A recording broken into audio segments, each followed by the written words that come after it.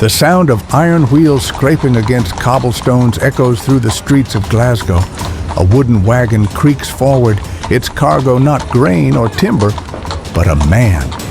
Shackled inside, bruised and bloodied, sits William Wallace. Chains bite into his wrists, yet his back is straight, his gaze unbroken. Every footstep of the English soldiers pounding beside the wagon is heavy with triumph. Their kite shields, marked with the Red Cross of St. George, gleam in the torchlight. They know this display is as important as the man himself, an empire showing that rebellion ends not in glory, but in shackles. But the crowd is divided. Scottish villagers press against walls and doorways, eyes wide. Some spit to prove their loyalty to England. Others cross themselves quietly, whispering prayers, too afraid to speak Wallace's name aloud. And then there is the bitterest truth of all. Wallace was not captured in open battle. He was betrayed. Sir John de Menteith, a Scottish noble promised land and favor, delivered him into English hands. Treachery wrapped in velvet. The wagon rattles on, the silence of the people louder than any cheer. Wallace's body may be broken, but in his eyes burns a fire that chains cannot dim. The English have their prisoner. Scotland has its martyr in the making. In 1286, Scotland's king, Alexander III, was thrown from his horse on a storm-lashed night. His crown landed in the mud, and with it, Scotland's stability. His heir, Margaret of Norway, was only a child, and she died before she could ever take the throne. With no ruler, the nobles circled like wolves. Each claimed the crown. None could unite the realm. Into this vacuum stepped Edward I of England, Longshanks, who promised arbitration but demanded obedience instead. Edward's soldiers marched north. English garrisons rose in Scottish towns. The Red Cross of St. George replaced Scottish banners on towers that once flew free. Taxes drained villages already starving from poor harvests. For the common people, life was misery. Sons were pressed into labor. Markets were emptied by collectors. Daughters lived in fear of soldiers who carried no justice but their king's will. Among the minor nobility, a young knight named William Wallace came of age, not the illiterate peasant of legend, but educated, armed, and proud. To him, England's presence was not governance. It was humiliation, and humiliation was worth fighting to the death.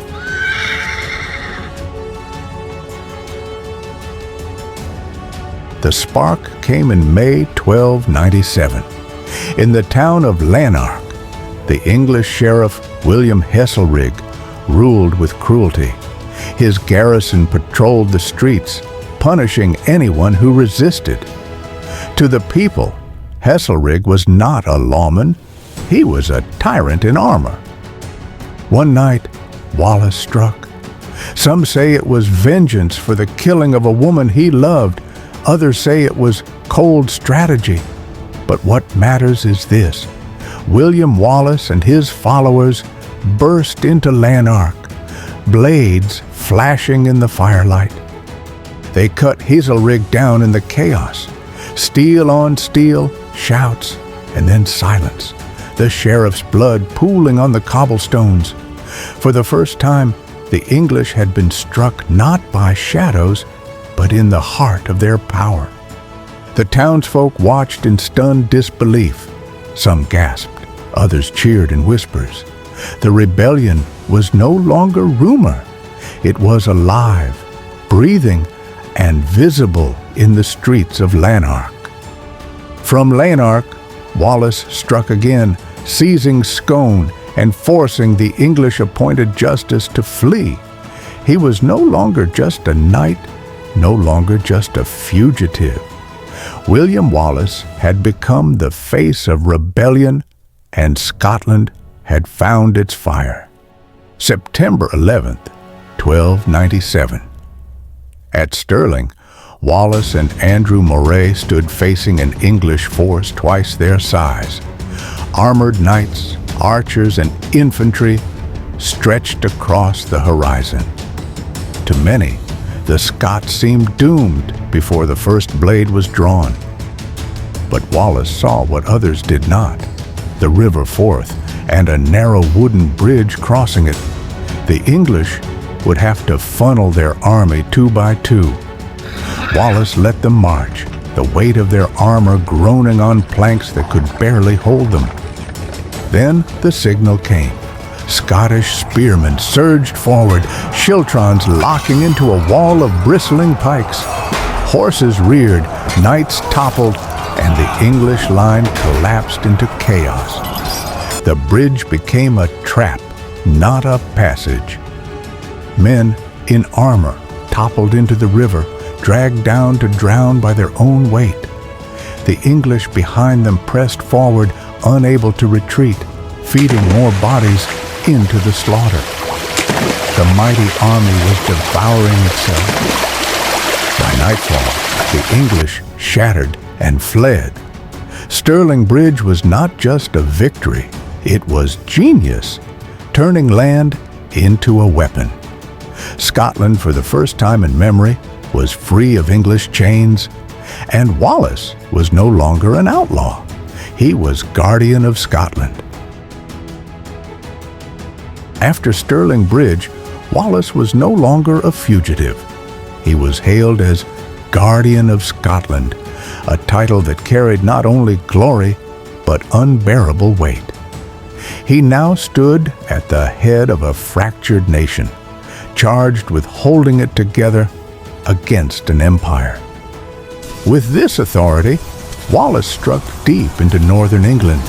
He raided towns, burned supplies, and shattered the illusion that Edward's rule could reach unchallenged across the border. English villages that had never feared the North suddenly trembled at the name Wallace. To the Scots, these raids were thunderbolts of hope. Farmers and villagers saw vengeance made real, and they gathered in numbers, swelling Wallace's army. At night, fires burned not just as destruction, but as beacons calling Scotland to rise. Yet among the nobility, resentment simmered. Many could not accept a man of such modest birth commanding where they could not. Wallace's victories shamed them, and envy sharpened into whispers of betrayal. But for now, Wallace carried the banner alone. He was no king, no crowned ruler, yet to the people he was something greater, the living embodiment of resistance, a knight who refused to kneel. July 1298. Edward I marched north with an army so vast it seemed to stretch from horizon to horizon. For Wallace, this was the reckoning. He could not hide in forests or strike from shadows. Scotland demanded he meet England in open battle. At Falkirk, Wallace formed his men into schiltrons, great circles of spearmen bristling with pikes. The English cavalry thundered forward, but the Scottish lines held. Horses screamed as they impaled themselves on the wall of steel. For a moment, it seemed Wallace had stopped the storm. But Edward had brought another weapon: archers. Wave after wave of English longbowmen unleashed their arrows. The sky darkened. Pikes shattered. Men fell screaming as the schiltrons began to buckle under the storm of iron. Once the circles broke, the cavalry poured in. Knights carved through fleeing Scots, the battlefield becoming a slaughterhouse. The ground turned to mud, slick with blood. thousands died where they stood. Wallace escaped, but his guardianship was lost. Falkirk was not just defeat, it was humiliation. For the first time, he had faced Edward's full fury, and Scotland had paid the price in blood. After Falkirk, Wallace vanished into shadow. He no longer commanded armies, he commanded whispers. His rebellion became raids and ambushes, strikes that vanished into the mist before the enemy could strike back. To the English, he was less a man than a curse. Patrols disappeared in forests. Garrison towers burned in the night. English commanders reported victory only to find their men dead by morning. Wallace had become smoke on the wind, impossible to grasp, impossible to silence. Some say Wallace traveled abroad in these years, to France, even to Rome, seeking allies for Scotland's cause. The truth is uncertain, but the rumors spread like wildfire. To his people, the uncertainty made him larger, a man who could be anywhere, everywhere at once. In reality, Wallace was isolated. Nobles like Robert the Bruce began maneuvering for their own futures. Wallace was too dangerous, too uncompromising. Support slipped away, and with it, the protection he once enjoyed. But isolation only sharpened the legend. Wallace was no longer just a knight. He was a phantom, a single man, carrying an entire nation's defiance on his shoulders, still refusing to kneel. By 1305, Wallace's enemies were not only English, they were Scottish. Nobles who feared his defiance, who envied his legend, now saw survival in submission. Among them was Sir John de Menteith, who chose gold and royal favor over loyalty to his countrymen. Menteith set the trap near Glasgow. Wallace, weary and hunted, was surrounded and seized. He was not defeated in open battle, nor felled by Edward's armies. He was betrayed by a countryman's hand. Bound in chains, Wallace was dragged from the fields of Scotland toward the long road south. The English finally had their prize. The rebel's ghost had been captured not by steel, but by treachery. The villagers who saw him pass lowered their eyes. Some spat to protect themselves, proving loyalty to the English. Others whispered prayers, tears streaking their cheeks, knowing that Scotland's flame was being carried away in chains. For England, this was victory. For Scotland, it was shame. A hero had been betrayed, a rebellion strangled. Yet in Wallace's eyes there was no surrender, only defiance that chains could not erase. August 23rd, 1305, London. Wallace stood trial for treason, a charge he could never truthfully bear, for he had never sworn fealty to Edward. Yet the verdict was already written. This was not justice, it was theater, crafted to break a symbol in front of the world. Dragged naked through the streets, Wallace was beaten by the mob, jeered at by citizens who barely understood his name. The English soldiers forced the procession forward, chains rattling, hooves striking stone. The message was clear: no rebel would leave London alive. At the scaffold, the cruelty deepened. Wallace was hanged until half dead, then cut down. His body was mutilated, disemboweled, his heart torn from his chest as the crowd gasped. This was not execution, it was ritual humiliation. Finally, his head was severed, his body quartered.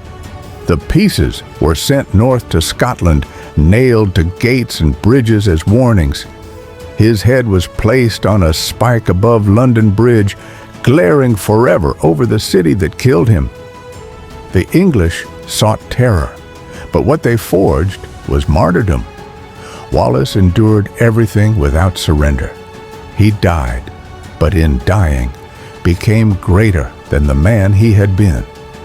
They destroyed his body, but they could not kill his fire.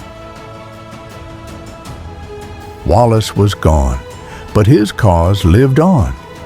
Less than a decade later, Robert the Bruce would rise, and at Bannockburn in 1314, Scotland would shatter Edward's armies. The freedom Wallace dreamed of was not buried with him. It was only delayed. But Wallace's true legacy was never crowns or treaties. It was the idea of defiance itself.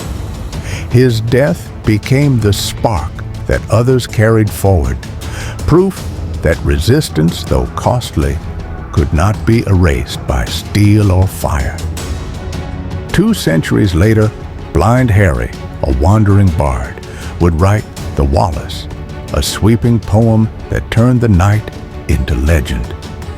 Details blurred, myths grew, but the essence remained. Wallace as eternal rebel, the voice of freedom echoing across ages. Even now, Wallace endures.